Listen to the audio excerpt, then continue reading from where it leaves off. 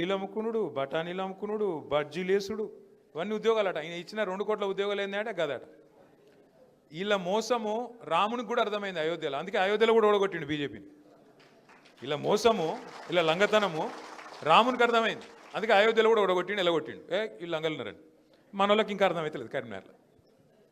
అంటే దయచేసి నేను మిమ్మల్ని కోరేది, ఏది మంచో ఏది మంచి కాదో ఏది చెడో తెలుసుకోనంత కాలం మనకు నష్టం జరుగుతూనే ఉంటుంది. ఇలా బాధపడుతున్నాం ఏమని, అరే ఆడ మేడిగడ్డను ఎండబెట్టిండు, నీళ్ళు ఇస్తలేరు రేవంత్ రెడ్డి. ఇయ్యడు.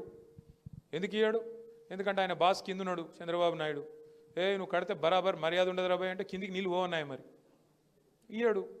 ఆయన ఆడిచ్చినట్టు ఈయన పాపం ఈయనదేమని, ఈయన కోవట్టు చిన్న మనిషినా, వాళ్ళిద్దరు ఎట్లా ఆడిస్తే అట్లా ఆడేటోడు ఈయన చేతులు ఏముంటుంది. అట్లాగే ఇప్పుడు నిన్న మీరు చూసిండ్రు పక్కకు కర్ణాటకలో ఆల్మట్టి డ్యామ్ హైట్ పెంచుతుండ్రు 5 ఫీట్లు. ఒక్క డ్యాము ఆల్రెడీ కట్టి ఉన్న డ్యాము 5 ఫీట్లు పెంచుతా